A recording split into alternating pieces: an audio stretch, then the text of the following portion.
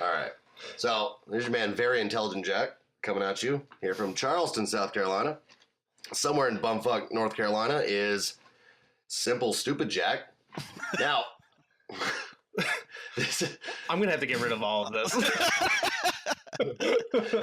Nah, this is gold. This is gold. All right. So, anyways, how's everyone doing? Mick? I'm doing pretty good. Simple Jack? Yeah, I'm getting by. Getting by? How's life? What are you doing these days? I'm currently working for a large video game developer.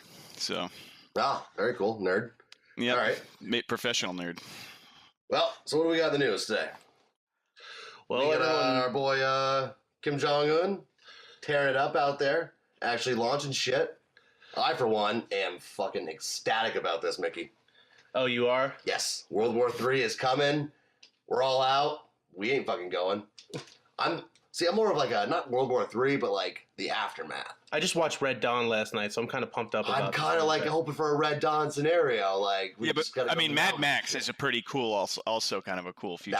That was an Oscar-nominated movie. Like, so I think that seems like a hot lead for a new lifestyle choice, is to live in a car covered in spears and metal with a guy with a flamethrowing guitar on top. I just feel like that's a good direction for my life. So that's more World War IV, though. When you really get down to it. What's that? Like, we could be doing this now, anyways. Driving around with a car like that.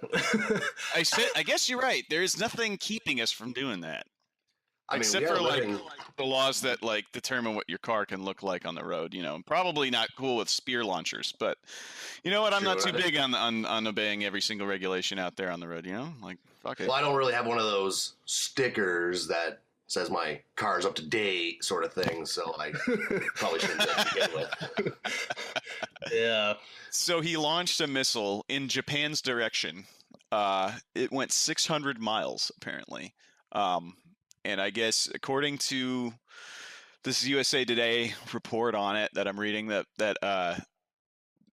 this is greatly accelerated development process for their ICBMs. They think that having a successful missile design that could reach Hawaii or Alaska is now going to be like multiple years sooner in their grasp than they expected. So what's your guys' take on that? Well, some dead polar bears, I guess. Christmas come early for Jack. Dude. I read this. My favorite Reddit comment on this whole situation was this guy goes, "I can't believe they wrote North Korea on the side of this missile. Like everyone didn't know what psychotic asshole fired this fucking ICBM across the fucking ocean at Japan. Like everyone was gonna be like, Jesus, man, I didn't know Thailand didn't like us. Like who, someone genuinely thought that there was gonna be a mix up as to who owned this fucking missile. Like before they launch it, it somehow gets lost and found somewhere not in North Korea. Like things, the free exchange of goods that goes on outside of North Korea's borders, that happens all the time. It actually landed in Japan and didn't detonate. Yeah. The emperor's just like, hey, digging it up from the ocean, and they're like, whose is this?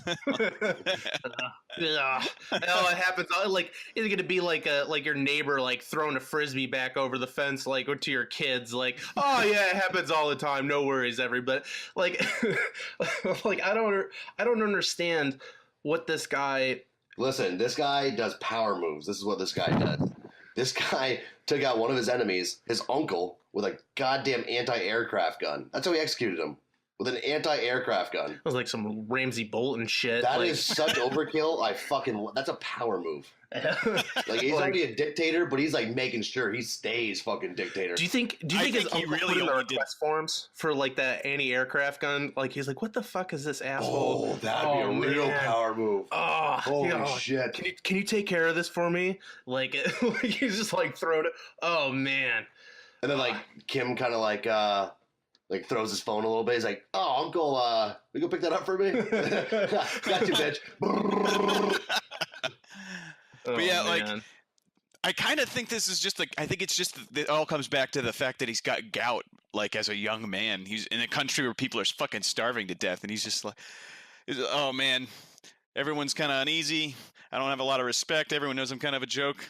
I got to do something. I got to nip it in the bud somehow. I don't know. I'll just kill my own blood relative with a fucking anti-aircraft cannon. No one will question me then. Like, that's ridiculous. Exactly. Like, I'm saying, like, everyone's all against this guy, but I'm like, nah. He's gonna accelerate World War III. It's coming anyway, so like, why delay it? Like, I'm glad it's delayed like after we got out, but basically now, like, I'm young enough to fight here at the homeland, and still like, I'm young enough to get my. You want to dick wear the up white and stuff, jerseys so, for a like, little while, or what? Like, like it's like I like we were me and Jess watched Red Dawn for the first time like together, and she was like, "This is nothing like the other movie with North Korea." She's like, "That movie was crappy," and I was like, "You know what's ironic? That's probably what's gonna happen, except in like a non-annoying fashion. Like No, if it does happen." Hey, do you know what happened with so you're talking about the reboot, right? Yeah. You know what happened? It was supposed to be China, but apparently fucking China. well, owns us. the film industry is the thing. Like, China is rapidly become like an extremely important part of like film considerations. You can't make a movie that's not going to sell in China. So you can't make a movie that's not going to be viewed there. That's why you're starting to see like Vin Diesel came out with the Triple X movie recently, a really bad unwanted reboot or return to a series that no one gave a fuck about.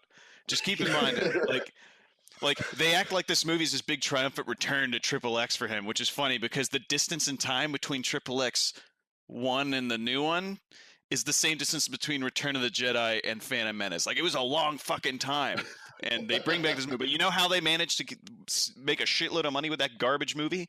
International sales, particularly to China. And Vin Diesel is a genius because he had basically the biggest major star on nearly any continent where film business matters. He found a star from that area and put him in this movie because there's like he's got like a cast of actors who are mostly international for that reason, and that's how you make money. So when they made that reboot of Red Dawn, they were like, we should probably not piss off 1 billion people who buy our movies. So yeah, or you could have some balls. Yeah, Do that. I mean, look at Sony though. Maybe that's why they fired the rocket at all our movies are making them a laughing stock. And yeah, like The Interview. Have you seen The Interview? I never got around to it. Oh man, it's totally worth it. Listen, man. I know that Seth Rogen can kind of like be a little much at times, but like James Franco, man, he made that movie so fucking funny. You know who made that movie? Eminem. Yeah, Eminem. Eminem and the right in the beginning. Yeah. Oh really? I got. Yeah. Okay. I gotta see it. Like, I don't know. I just heard some wanna mixed ruin things. Yeah. It's if you watch anything, just watch that scene. It's like that movie was really good, but like it's not very often that a movie starts a legitimate war between nuclear power. Like even Rocky didn't do that shit. Like Rocky ended that shit. Don't forget that. Rocky ended that, but like this one was like maybe. And I think, weren't there implications that the giant Sony hack at that time was because of that movie, that they think that North Korea there's no way Sony? It wasn't. Yeah, they thought that like because of that fucking movie, North Korea like sent hackers to get into Sony's shit to try and have some sort of impact on that film's release, which is insane. That's insane. Like, somebody's making a movie and it's gonna make fun of me, so let's exert the full force of our government's secret hacking divisions to go after a private company on the other side of the planet because they're making a movie I don't like. This is how you maintain power moves, buddy. You don't fucking let someone diss you. Well, here's the thing. I don't even know if they were on the other side of the world. I mean, it's Sony, so was it in Japan? No, it was Sony's California location that was hacked, I believe. Oh, okay. So, all right. Anyways, we've talked enough about North Korea. So let's get to the. There's always stuff to say about North Korea, though. Let's be honest. All right, but we're gonna move this along. You're like a shitty reoccurring Batman character. John McCain going all Roman Emperor on that vote. Do you guys see that? Yeah. Are you not entertained? Yeah. No, the thumbs down. No, yeah, I saw that. I didn't. Oh my god, power move, dude. Old Johnny Boy. Dude, Johnny Boy pulled such a power move. He fucking he's not there for the vote. I'm guessing he's back there fucking deadlifting and fucking because he's a fucking boss. And so he eventually comes back out. He's like, "Oh, what's up? You guys doing a really important vote?" And they're like, "So, Johnny, what you voting, bud?" "Yeah, thumbs down." And then they fucking lose their shit. I'm like, that's a fucking power move. I love this shit. Love this guy. I don't care what anyone says. And he's like, it's weird. John McCain has turned into one of the most hated guys. Oh my where it's God. like Republicans are fucking hating him. Like liberals hate him just because he's not a liberal. Or sorry, Democrats are hating him because he's not a Democrat. But then like he's got like more respect than anybody, I think.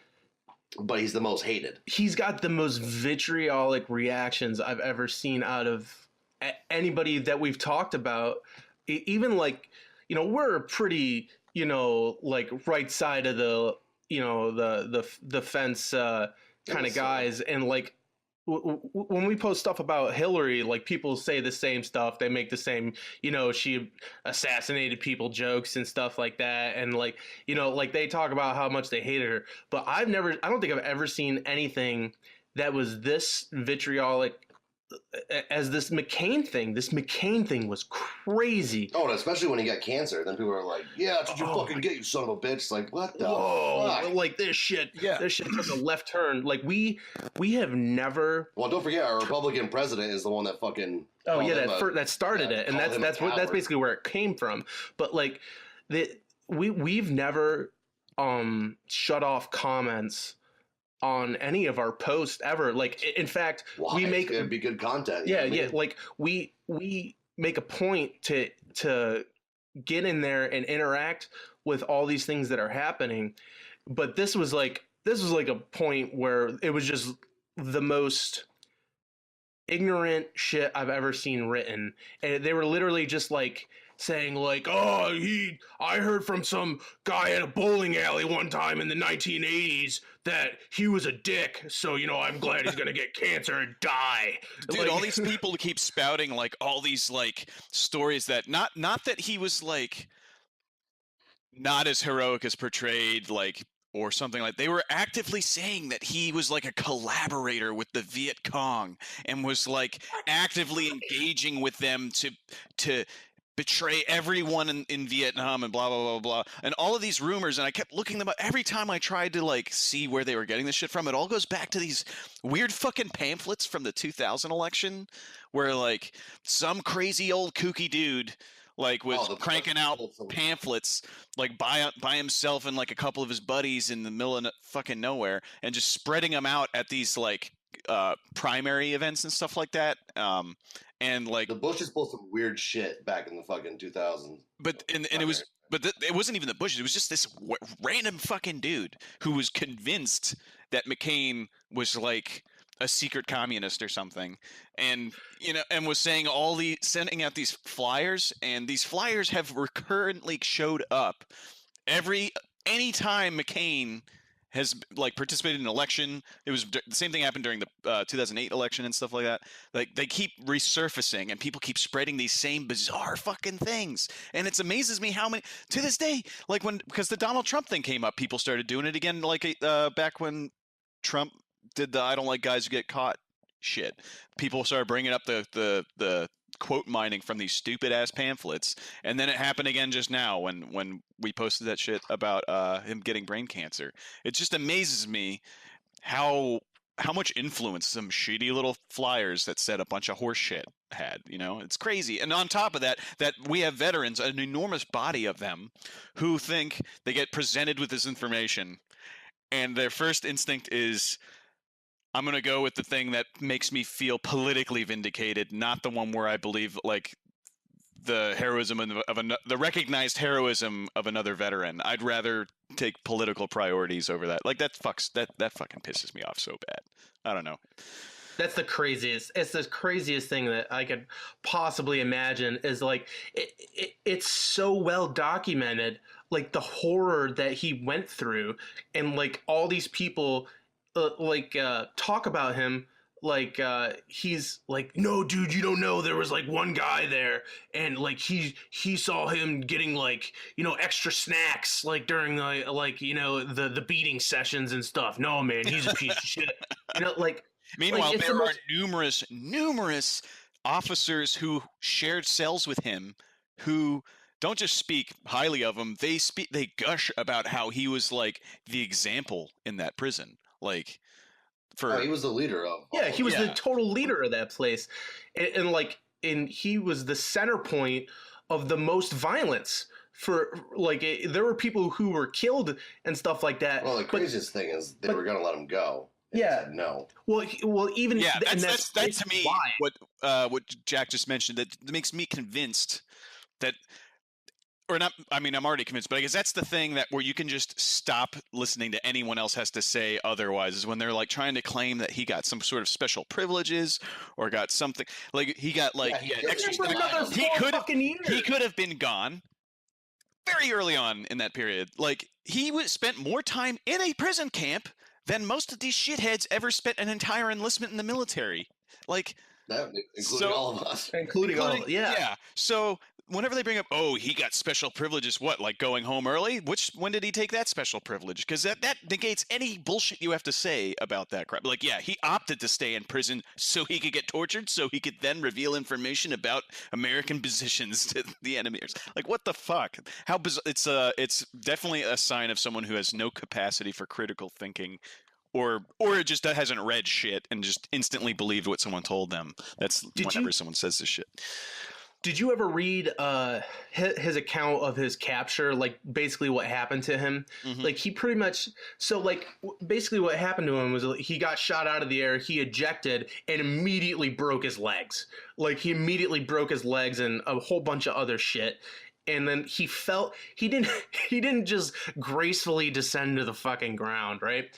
He plunged into a lake, and he had to swim with a broken femur and all this other wrecked body parts, and like swim this broken ass leg over to the shore, where he was met by a horde of people who beat him with rifle butts for like an hour before they were finally like, "Hey, what are we gonna do with this?" And they bayoneted him too. And they stabbed him in the foot with a bayonet, yeah. And like they did all this other crazy horse shit, and like if that happens to you, you know, I'm never gonna break your balls about anything. Like probably, like I'm gonna at least like think about what I say to you, pretty in depth before I give you any shit. And you know, and that's the thing that kills me is that there was another 5 years worth of horror stacked on top of that, and like there's just people still just attack this guy. It makes no sense. So Jack, you voted Gary Johnson, right? Yeah. So but honestly, I didn't feel good about it, but that's the options we had. Well, yeah, no, I mean, I voted Gary Johnson as a protest vote, basically. Yeah, that's pretty much what I did. So basically, all three of us we're somewhat like-minded people. We're not Republican or Democrat. So I just found something amazing.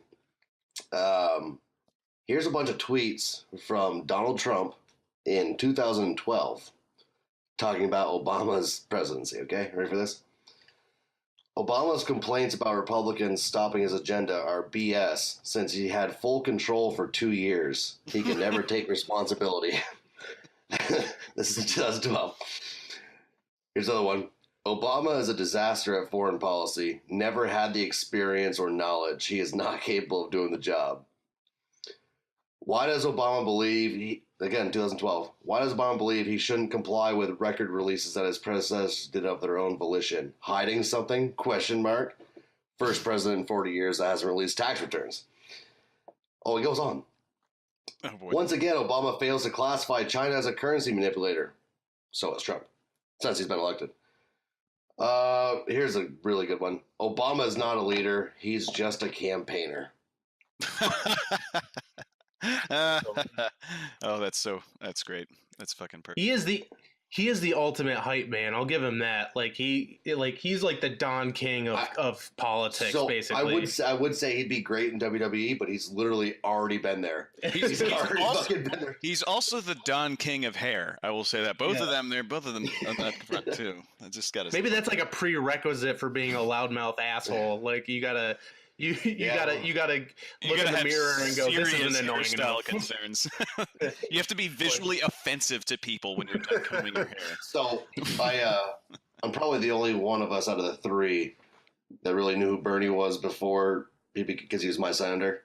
Mm-hmm. Bernie's hairstyle over the years has been ridiculous. I swear to God, Bernie would get up out of bed and be like, no, my hair is not fucked up enough. He would take it and fucking like he's going for that distracted professor like look. You know what I mean? He carries his books around with a belt. Before he leaves the house, does he put on thick wool socks and just slide his feet across the carpet for a while? And then I'm surprised he doesn't have the fucking like the sewn on pads on his fucking elbows too, so he looks like a real fucking college professor. Like a quick sidetrack. One of my favorite things about that guy is that picture of him driving around in that Audi R8.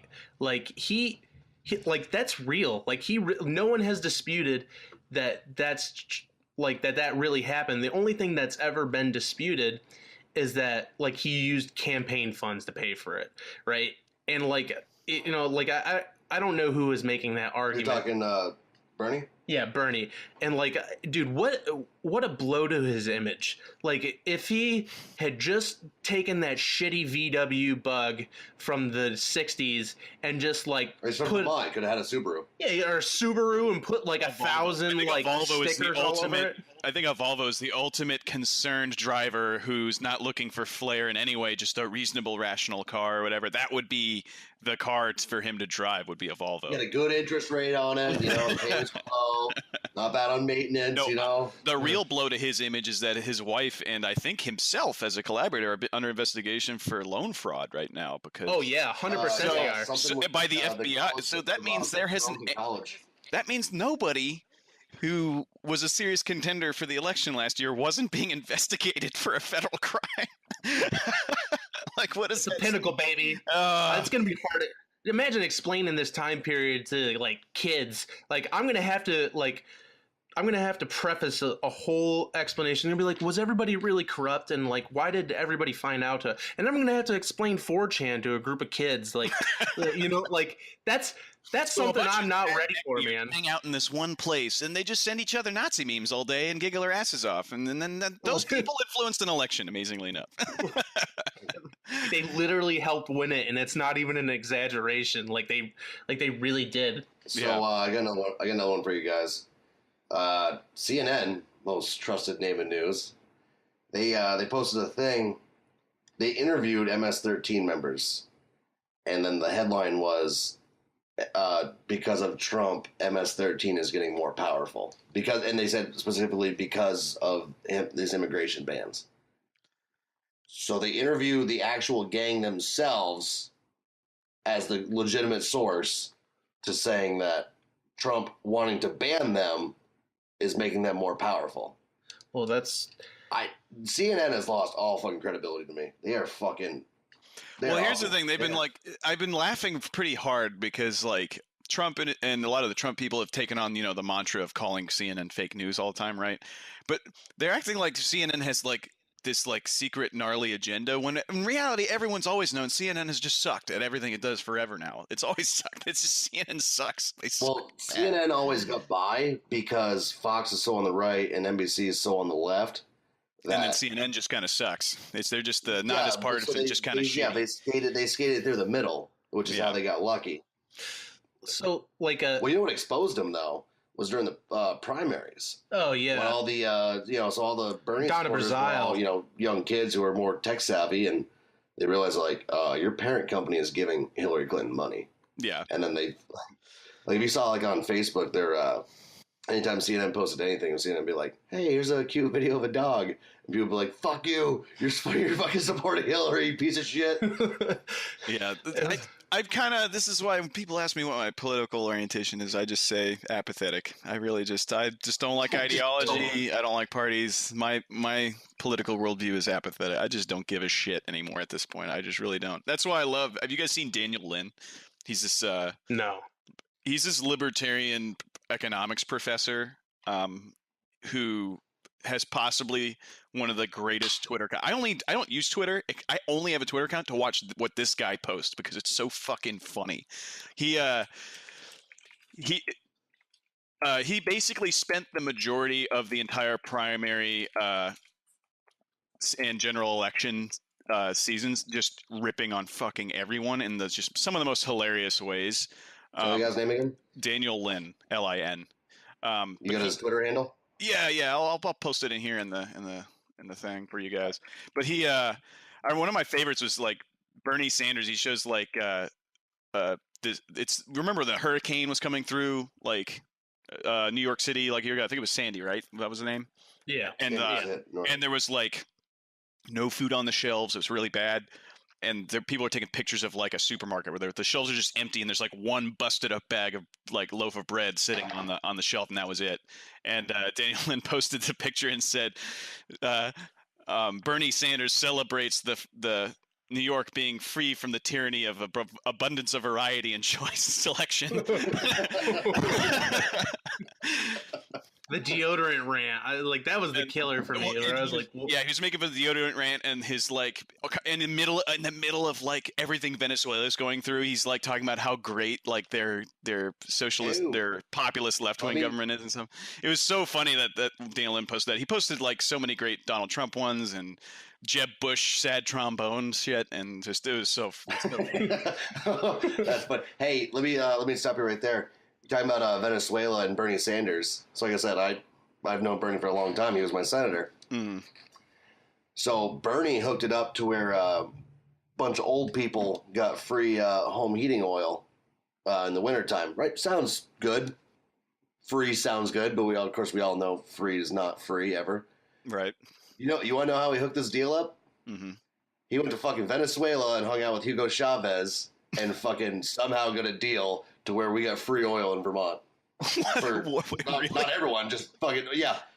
Bernie is reelected every fucking year in Vermont because that's crazy. He's a socialist. And Vermont's full of goddamn commies. Did you see that foreign minister lady at the UN talking shit to the U.S. about the possibility of them running interference and in their whole political uprising and the meltdown of their entire civilization? Did you see any of that? Like what she said? I don't think so. No. So basically, she came in and she was like everyone's talking about what they want to do to help or intervene or all these sanctions that might possibly happen, and she makes this left field comment. She's like, "Oh, the only thing that you would be able to do is send in your Marines, and then we'll see how that turns out." Kind of comment, right? And it was, dude, it was like this Conor McGregor like shit talking, trying to stir the pot to get something going for themselves, kind of thing, and that's basically all it was. And in the same sense, it's just like who the fuck are you talking to? I'm pretty sure that your army is being pelted to death with rocks and Molotov cocktails right now. Not that I ever want to get involved in Venezuela. That's just a tire fire, and there's that shit's just got to burn out. But I really can't ever see us getting involved in Venezuela in this. I mean, we have no interest. Why would we? The thing about Venezuela is it's like they formed an entire populist socialist regime's economic model around the fact that we have oil and it's expensive, and that's it, and it's a nationalized industry. And then all of a sudden the United States becomes the world's leading energy producer, and they're like, oh, oh well, fuck, no one like, oh shit. Yeah. So Right. like, what reason would we like? That's their only important resource there that they export that the world really cares about, and they can get it just as cheap or cheaper elsewhere. So there's not really any reason to be concerned except for hoping that they turn it around and become a better country. But I don't know what to expect from that, because they're cracking down on anyone who protests. People are fleeing the country. They have a 30% rate of mortality for women going into labor. They have like 82% of people are in poverty there now. It's bad. It's really fucking bad. Yeah, Socialism works. that's the craziest thing.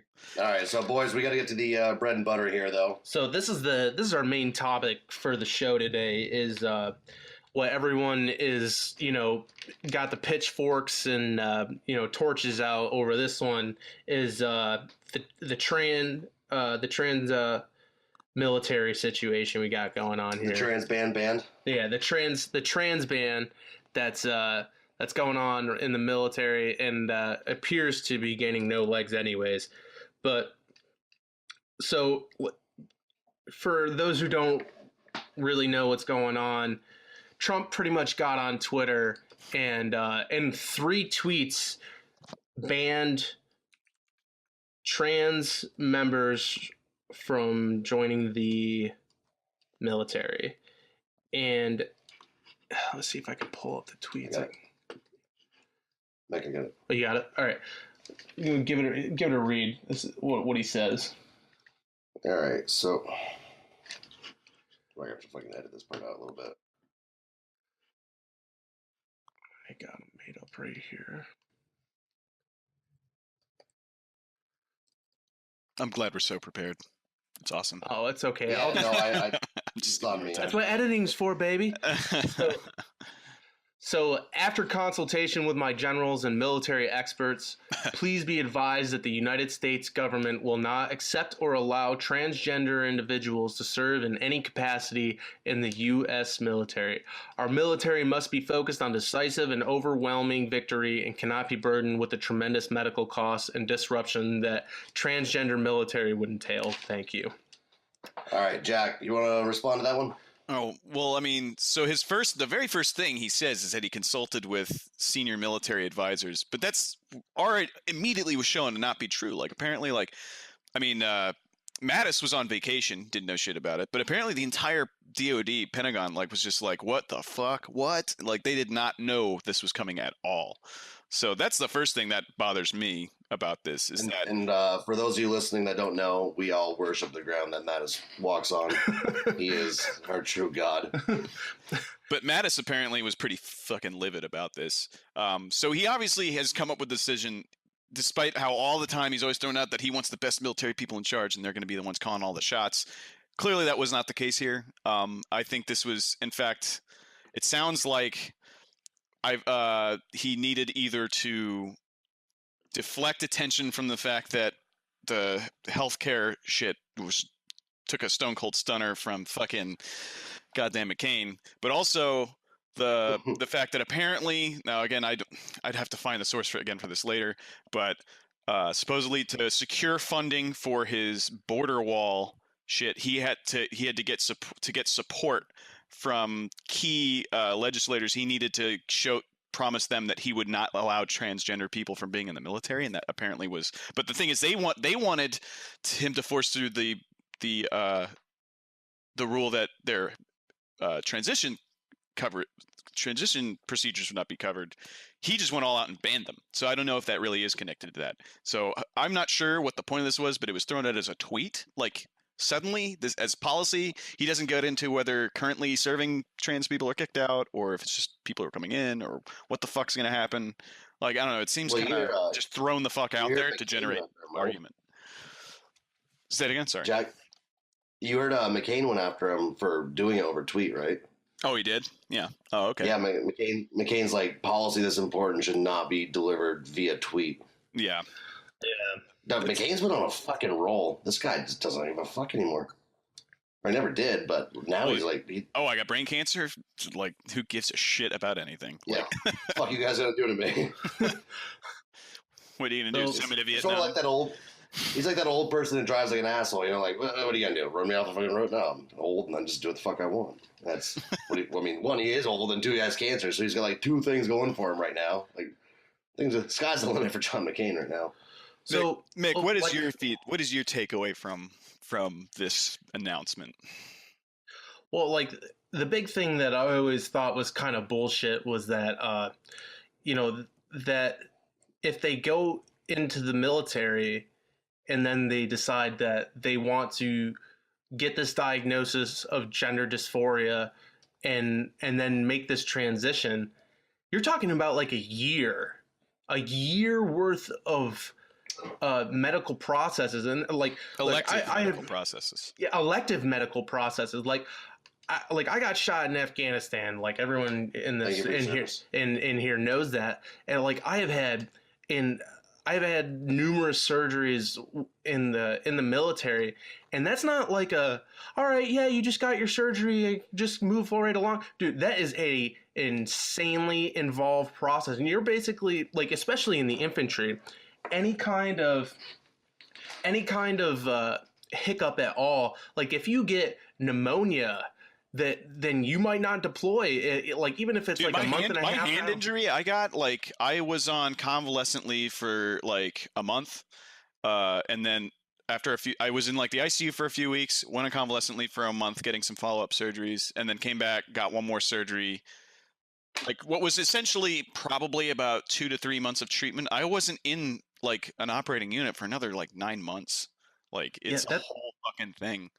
And you're talking about like that was cosmetic and reconstructive surgery on a hand, and with some physical therapy afterwards. We're talking about someone who's having like hormone treatment and extensive surgery on their facial features, their mastectomies, breast removal or augmentation, and then castration and reconstructive surgery for like whatever genitals they're switching to. Like it's a whole thing, which is all whatever if it weren't for the fact that like it's elective, and it's worth pointing out though, I guess, like a lot of trans people don't do the transition surgeries, but that only thing is that especially makes the case that it's elective, that like I think what a lot of people are missing is that, like I had mentioned to you before, was that apparently when the previous administration had made this rule, anyone wanting to newly to join the military had to have had their decision and their gender finalized and taken care of at least 18 months prior to enlisting. So I think that's a point people are missing on. It's not like everybody was just signing up and then getting these surgeries provided and shit. And it wasn't covered by TRICARE. That was actually just now coming up. I think Mattis actually told them not to block TRICARE coverage, but I don't know the full details of that, but I guess apparently like Mattis personally called legislators asking them not to block it, but I'm not sure.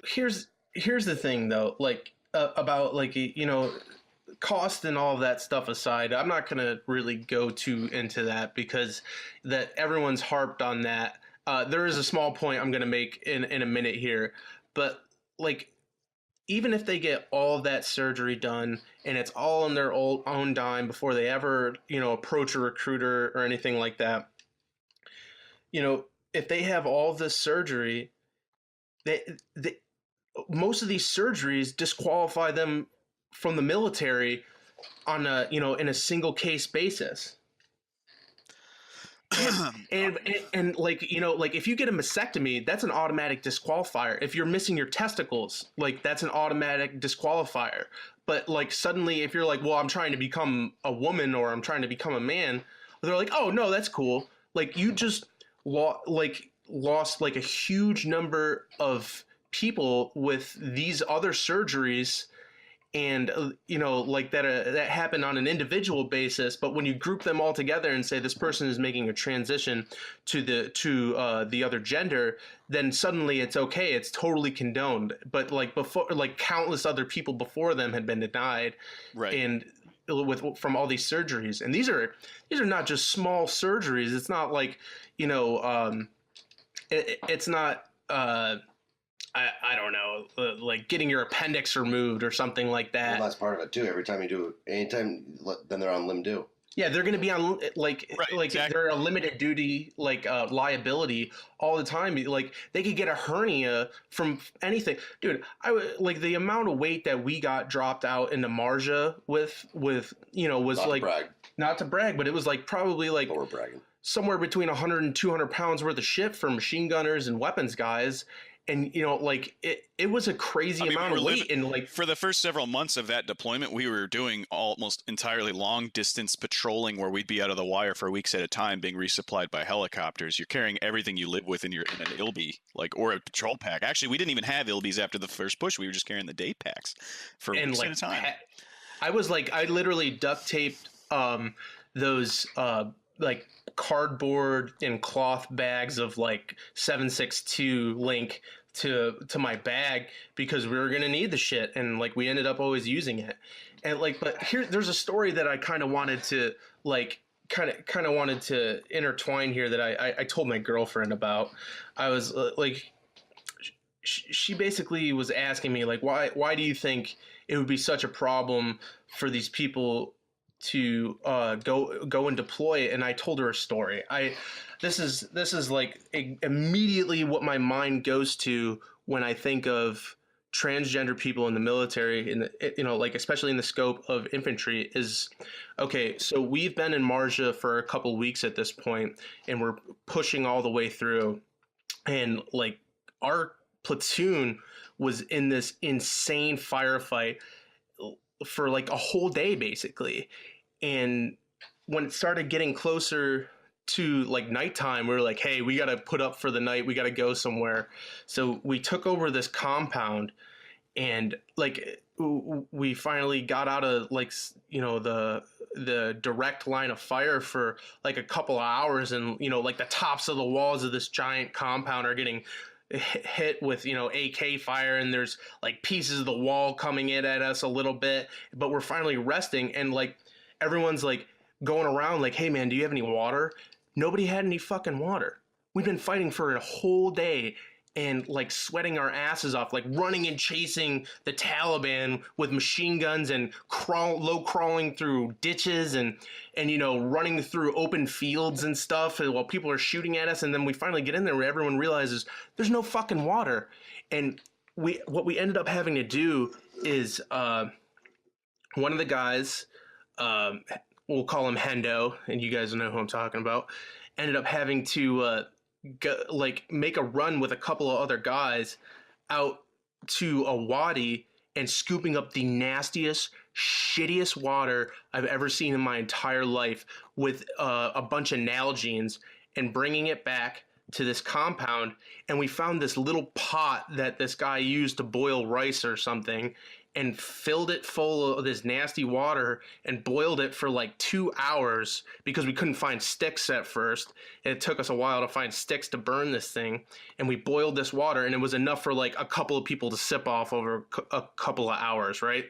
And then like you're telling me somewhere in that scenario, there's going to be a transgender person with hormone therapy needs that's like, oh, by the way, I got to get my labs done, and I got to have my hormone therapy medication, and like I can't really do this stuff right now.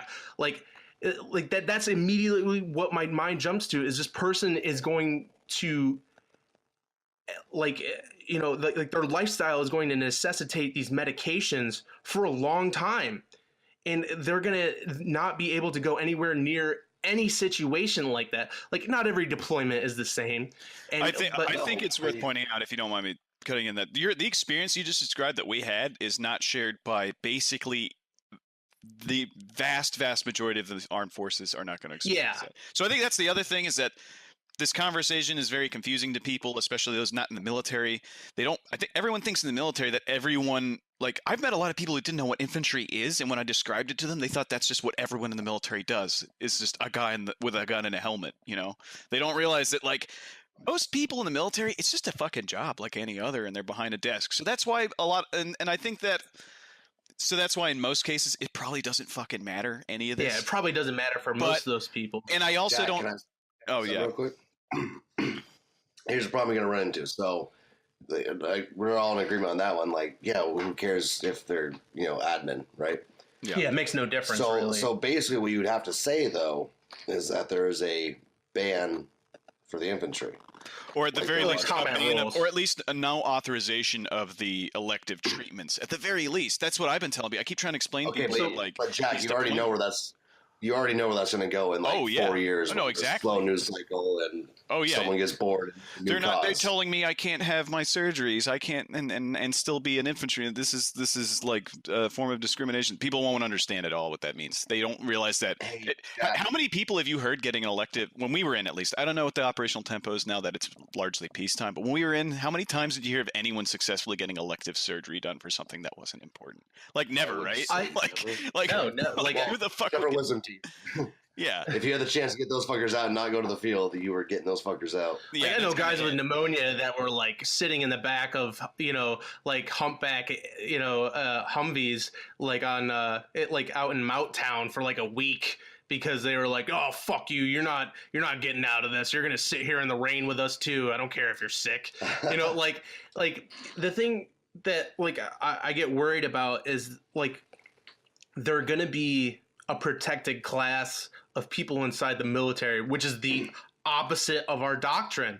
No one's special. There's a word that Rand study used that the Canadians apply to their trans people, and I thought it was great. If they don't coincide with the universality of being a soldier, then they can be removed from their post or sent somewhere else. And a lot of this is commander discretion. And this is not a pro-Canada podcast, by the way. But the other one that they kind of go into in that study is they say that Australia, it all boils down to we don't like them either, to to commander's discretion, which is not something that would probably happen in the U.S. because they're going to look at it as a medical issue and they're going to say that the command has essentially no say in this. But or they will maintain or that commander's discretion, but the civilian world, especially interest groups that are made up of people who don't serve, will just fucking bitch and bitch and bitch and bitch, and it'll just be horrendous. Like that's the thing. That's why I feel like there is no winning in this at all for anyone. I really don't think there is. Jack. Yeah. I got here. So as you know, I think Mick probably showed you this earlier. So CNN obviously has been all over Trump on this ban. Now, this is an article from July 31st, 2015, CNN.com. And the title of it is The High Cost of Being Transgender. Now, mind you, the entire argument against this has been, well, it doesn't cost that much really, and why are we giving people dick pills? I always have that Viagra is the thing, Viagra's not necessarily like... No, listen, do you want me to defeat that Viagra thing? Well, yes, but hold on. Even if it was that expensive, fuck it. It's, medicine, and you need a fucking dick hard. So, CNN says the cost estimate for different procedures, or this is the Philadelphia Center for Transgender Surgery. Cost estimate for different procedures. Its price list mentions estimates of $140,450 to transition from male to female, and $124,400 to transition from female to male. This is CNN, by the way. Now, mind you, we had the absolute shittiest gear and shittiest weapons in the world because they didn't want to spend a dime on us. But you're telling me the military would be ready to spend that much money for someone who's electing to take a surgery? It's an elective surgery. I don't. That's a lot of spending. I guess people are looking at it at the broad. That's the thing. A lot of this is being looked at the scale of the entire armed forces, and that's why no matter what decision here is made, is going to affect almost nothing because it's such a tiny percentage of people. Such an enormously small. It's such a unbelievably small group of people, but at the individual level, it could go horribly or not affect anything. But when it comes to cost, that at the individual level, that's a ton of money. But I guess they're looking at the fact that like it's such a small number of people that in the scheme of things, that's like nothing in military spending. I really think it's just it's just a dog and pony show. Like it's like the way it's just like with like Wounded Warrior Regiment in the Marine Corps. They handpick a couple of guys and they dump money in it and they make sure everyone's looking at it. And, it's like a high-end petting zoo, basically. And like they pretty much just have this expensive thing that everyone can look at and be like, oh, see, they're doing the right thing. And like whether or not that's true, it appears true. And, perception is reality when it comes to politics, and that's what I think that they're playing on, and they don't really give a shit what happens on the fairness level or the personal level within the military, and I think that's why so many people are irate. I think it's on both sides. I think it's both sides are doing political games and shit, but Trump didn't send out that tweet because he gives a fuck about if transgender people. Oh yeah, he's a dick. He did it because it makes it. He's like, oh, things are not looking good. Let me go rile up my more like irritating faction of followers who get real worked up about shit that doesn't really fucking matter. And then the other side is the same way. Do you think like anyone in these interest groups for trans people gives a fuck about military readiness or like Rolling Stones gives a shit about those? What the conditions are in the infantry squad, they don't give a fuck. So they don't care. Yeah, it's political gamesmanship as always. The result is either side is going to be no one wins. I feel like, and it's just going to be shitty. The thing is, I think that the only solution I think that would win that we kind of sort of already had, so I didn't think it was a big deal. I don't think like trans people were in there all along. And if Trump gets his way, they'll be there again. They're just not going to say it, just like how the way Don't Ask, Don't Tell worked. And they just won't get their surgeries done. But like the way it sounded like that the previous administration had set up was that you'd have to get it done before you join. I don't think that's a super unreasonable thing. And then I think that if they're going to do that, they should open the door to people with other, like surgeries, like mastectomies and stuff like that. I feel like that's unfair to them. That's my main little tidbit for that. Yeah, certainly. No, and it pisses me off also that they were pushing to get this treatment for these people when in vitro fertilization and artificial insemination and things like that are not those fertilization methods are not covered by TRICARE either. And I think it affects way more people and their families in the military. Like you can't even get your kids' dyslexia treated if you're under TRICARE. It's not covered. Oh my God. Give me a fidget spinner. Well, here's that fixes reading. There's one thing that I wanted to that I really wanted to like throw out there, and it seems like absolutely fucking no one has touched it, and you're gonna love this. So I was reading this Reason article by none other than Nick Gillespie, right? Yeah. He didn't record. He cited this article from the Military Times. It's the one that everybody's waterboarding the shit out of the internet with. That the Viagra cost $80 million one. Let's break that down. Like, because apparently no one in the world, including Gillespie, read that fucking article. Like, they literally say this. Let me pull this shit up. Hey, what are you looking for? The article for the Military Times on Viagra. So they pretty much go right into it. They say that it costs $80 million. The DoD is spending $80 million or whatever it is on Viagra. But the reality is that the majority of that is retirees. Like, in less than 10% of those medications go to active duty. Well, it's funny that you mentioned that because I swore I saw, like, I looked up what things that TRICARE doesn't cover, and I swore I saw things like those medications, like erectile dysfunction medications, were not covered. Oh no, they have to, and a lot of that has to do with wounded guys, which I feel like is where most of the active duty percentage is going to, because guys who get blown up or they have spinal injuries, they're going to have a hard time with stuff like that. It's going to be really difficult, and they have to get. I got an article here. U.S. military indeed spends a lot on Viagra because it helps veterans with PTSD. However, what do you see when you first see that picture? Bad radio here, but All right, so it's a bald guy with his hands behind his neck like this, and it's like an aerial view. It looked like a dick at first. This is an article about Viagra. I was like, whoa, dude, I didn't need that. And I know what Viagra does. You don't have to show me. No, to top it off, it's a black guy, so it looked really big too, and I was like, whoa, yeah. So I really thought it was a neck. Like, all right, what?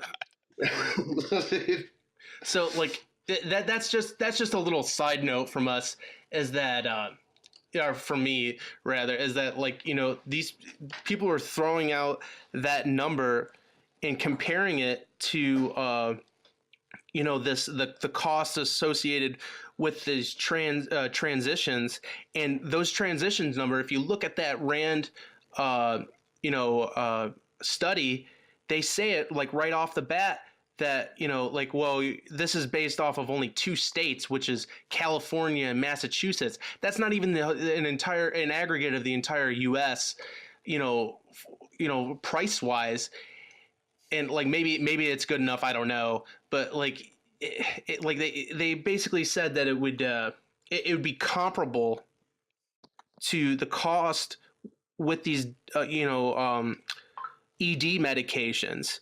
It's right in line, and the people I guarantee you that most of these people that are getting these erectile dysfunction medications are wounded guys that have severe neurological issues, or people with other injuries that aren't necessarily wounded like that. I feel like that has a huge play in this. Yeah, and again, and in the end, it's kind of a moot point. I think the whole argument about cost, again, it comes down to it's a very tiny number of people who gives a shit. But the other thing is, we already spend kind of a lot of money on stupid things in the military to begin with. Like, generals live in fucking mansions and have golf courses and shit on base. Like, who cares? Like, that's the cost is not the issue to me, really. I think the issue is, will it keep there are better hills to die on. Is this going to make an infantry squad suffer because they're now one person down? Because what they say on paper all the time, Marine rifle squads, 13 men, right?